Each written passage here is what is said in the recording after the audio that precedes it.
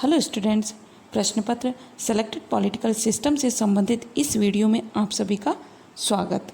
आपने ब्रिटिश संसद से संबंधित पिछले वीडियो में ब्रिटिश संसद के द्वितीय सदन लॉर्ड सभा के बारे में पढ़ा। ब्रिटिश संसद की संप्रभुता ब्रिटिश संविधान की एक प्रमुख विशेषता है। ब्रिटिश शासन व्यवस्था के अंतर्गत संसद की प्रभुसत्ता का उल्लेख किया जाता है, जिसका तात्पर्य लोक सदन की प्रभुसत्ता से ही है। न्यूमैन के शब्दों में संसद की प्रभुसत्ता लोक सदन में निवास करती है। तो आज हम चर्चा करते हैं लोक सदन की रचना, शक्तियाँ, लोक सदन की स्थिति का मूल्यांकन और भूमिका के बारे में।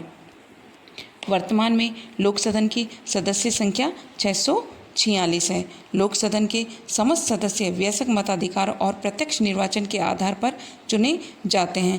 पहले ब्रिटेन में 21 वर्ष की आयु प्राप्त व्यक्ति को वयस्क समझा जाता था, किंतु 1969 के अधिनियम के अनुसार 18 वर्ष की आयु प्राप्त प्रत्येक स्त्री या पुरुष को मताधिकार प्रदान कर दिया गया है।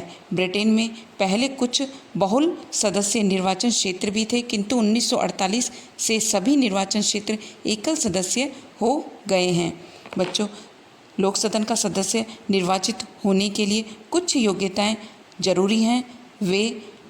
वह ग्रेट ब्रिटेन का नागरिक हो, उसकी आयु कम से कम 21 वर्ष अवश्य हो, मतदाताओं की सूची में उसका नाम शामिल होना जरूरी है, वह देश के प्रति निष्ठा की शपथ लेने के लिए भी तैयार होना चाहिए। 1957 के लोक सदन अयोग्यता अधिनियम और अन्य व्यवस्थाओं के अनुसार निम्न सदस्य लोक सदन के सदस्य नहीं बन सकते: जो व्यक्ति लॉर्ड सभा का सदस्य हो, जो व्यक्ति उत्तरी आयरलैंड, इंग्लैंड तथा स्कॉटलैंड चर्च के पादरी अथवा रोमन कैथोलिक चर्च के पादरी हों, जो स्कॉटलैंड या ब्रिटेन के पीयर हों, जो नगरों के मेयर तथा काउंटियों के शेरिफ हों, जो राजमुकुट के अधीन पद धारण करने वाले अर्थात सरकारी कर्मचारी हों, जो सरकार से ठेका लेने वाले व्यक्ति हों अथवा जो अन्य किसी रूप में प्रत्यक्ष रूप से सरकार से लाभान्वित होते हों। ब्रिटेन में भारत के ही समान कोई भी उम्मीदवार किसी भी चुनाव क्षेत्र से चुनाव लड़ सकता है। इसके लिए आवश्यक नहीं है कि वह उसी निर्वाचन क्षेत्र का निवासी हो जिसमें वह चुनाव लड़ रहा है। इस संबंध में आधारभूत विचार यही है कि लोक सदन के सदस्य किसी निर्वाचन क्षेत्र विशेष के ही नहीं वरन संपूर्ण राष्ट्र के प्रतिनिधि होते हैं।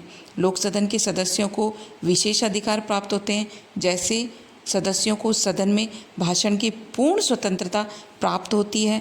उनके द्वारा सदन में कही गई किसी भी बात के लिए उनके विरुद्ध कोई कार्रवाई नहीं की जा सकती। सदन के अधिवेशन से 40 दिन पूर्व और 40 दिन बाद तक उन्हें किसी भी दीवानी मुकदमे में गिरफ्तार नहीं किया जा सकता।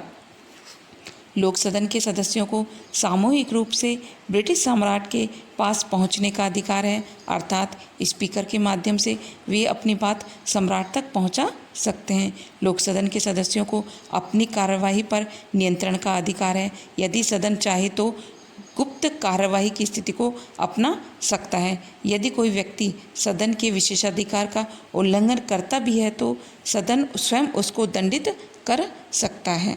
सदन किसी सदस्य की अयोग्यता के विषय में निर्णय दे सकता है और इस आधार पर चुनाव रद्द भी कर सकता है। लोक सदन का कार्यकाल 5 वर्ष है, किंतु आवश्यकता अनुसार इस कार्यकाल में वृद्धि की भी जा सकती है, जैसा कि प्रथम व द्वितीय विश्व युद्ध के काल में किया गया। प्रधानमंत्री की सिफारिश पर सम्राट के द्वारा लोक सदन को 5 वर्ष की अवधि बीत जाने के बाद या उससे पूर्व भी विघटित किया जा सकता है। सामान्यतः लोक सदन को समय के पूर्व ही विघटित कर दिया जाता है। लोक सदन का सबसे प्रमुख अधिकारी अध्यक्ष होता है, जिसे नवीन संसद के निर्माण के बाद लोक सदन के सदस्यों द्वारा निर्वाचित किया जाता है। अन्य संसदीय अधिकारियों में साधन समिति का अध्यक्ष और उपाध्यक्ष प्रमुख होते हैं, जिनका चुनाव भी लोक सदन के सदस्यों द्वारा किया जाता है। अध्यक्ष की अनुपस्थिति में साधन समिति का अध्यक्ष और उसकी भी अनुपस्थिति में साधन समिति का उपाध्यक्ष सदन की अध्यक्षता करता है। लोक सदन का अधिवेशन लॉर्ड सभा के साथ ही प्रारंभ होता है। ग्रेट ब्रिटेन में यह परंपरा है कि वर्ष में एक अधिवेशन अवश्य ही बुलाया जाए। आवश्यकता अनुसार अधिक अधिवेशन भी बुलाए जा सकते हैं। लोक सदन की शक्तियाँ: विधायी शक्ति, वित्तीय शक्ति, कार्यपालिका शक्ति। लोक सदन के अधिकार और शक्तियाँ इस प्रकार हैं। विधायी शक्ति: ब्रिटिश संसद के जैसे दो सदन, लोक सदन और लॉर्ड सभा, संसद की प्रभुसत्ता की धारणा जैसे ब्रिटिश संसद किसी भी कानून का निर्माण कर सकती है, उसे रद्द कर सकती है। लोक सदन द्वारा जब किसी विधेयक को पारित कर लॉर्ड सभा के पास भेजा जाता है तो लॉर्ड सभा उसे अस्वीकार कर देती है, तो लोक सदन द्वारा यह विधेयक दोबारा पारित किया जा सकता है, और यदि दूसरे वाचन की तिथि तथा दूसरी बार विधेयक के तीसरे वाचन की तिथि में 1 वर्ष का समय बीत चुका हो तो लॉर्ड सभा द्वारा पारित किए बिना ही इसे दोनों सदनों द्वारा पारित समझा जाएगा। इस तरह लॉर्ड सभा किसी विधेयक को केवल 1 वर्ष के लिए रोक सकती है और अंतिम शक्ति लोक सदन के पास ही होती है। वित्तीय शक्तियाँ: वित्तीय क्षेत्र में लोक सदन की स्थिति और भी सुदृढ़ है। वित्त विधेयक लोक सदन में ही प्रस्तावित किए जा सकते हैं, लॉर्ड सभा में नहीं। लोक सदन द्वारा पारित किए जाने के बाद लॉर्ड सभा द्वारा 1 माह की अवधि बीत जाने तक वित्त विधेयक पर विचार करने का कार्य किया जा सकता है। 1 माह की अवधि बीत चुकने के बाद वित्त विधेयक या बजट दोनों सदनों द्वारा उसी रूप में पारित समझा जाएगा जिस रूप में लोक सदन उसे पारित करता है, चाहे लॉर्ड सभा उसे अस्वीकार करे या उसमें कोई संशोधन प्रस्तावित करे। इस प्रकार वित्तीय क्षेत्र में लॉर्ड सभा की स्थिति बहुत ही अधिक निर्बल है और लोक सदन को इस संबंध में पूर्ण नियंत्रण प्राप्त है। कार्यपालिका शक्ति: इंग्लैंड में जैसा संसदात्मक प्रजातंत्र है, ब्रिटिश कार्यपालिका पर पूर्ण नियंत्रण लोक सदन का ही है, लॉर्ड सभा का नहीं।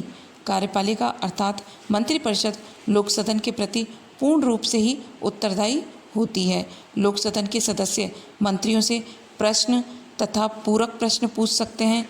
वे उनके विरुद्ध काम रोको प्रस्ताव तथा निंदा प्रस्ताव पारित कर सकते हैं और इन सब के अतिरिक्त अविश्वास प्रस्ताव पारित कर मंत्रिमंडल को हटाया जा सकता है। लॉर्ड सभा के सदस्य मंत्रिमंडल से प्रश्न तथा पूरक प्रश्न पूछ सकते हैं, किंतु अविश्वास प्रस्ताव पारित कर मंत्रिमंडल को पदच्युत नहीं कर सकते। यह कार्य केवल लोक सदन के द्वारा ही किया जाएगा। लोक सदन द्वारा किए जाने वाले महत्वपूर्ण कार्यों अथवा भूमिका का अध्ययन इस प्रकार किया जा सकता है। शासन को मर्यादित रखकर यह लोकतंत्र की रक्षा करती है। यह जनता को राजनीतिक शिक्षा प्रदान करती है। कुशल राजनीतिकों का चयन भी इसमें किया जाता है। लोक सदन का इस दृष्टि से भी महत्व है कि यह भावी राजनीतिज्ञों के चयन और प्रशिक्षण का स्थान है। वस्तुतः यदि कोई व्यक्ति ब्रिटेन के सार्वजनिक क्षेत्र में ख्याति प्राप्त करना चाहता है तो उसे लोक सदन में अपनी योग्यता प्रदर्शित करनी चाहिए। यहाँ न केवल किसी के विचार, नवीन दृष्टिकोण व नेतृत्व के गुणों को देखा जाता है और उन्हें मान्यता प्रदान की जाती है, वरन उसके धैर्य और सहनशीलता की भी परीक्षा होती है।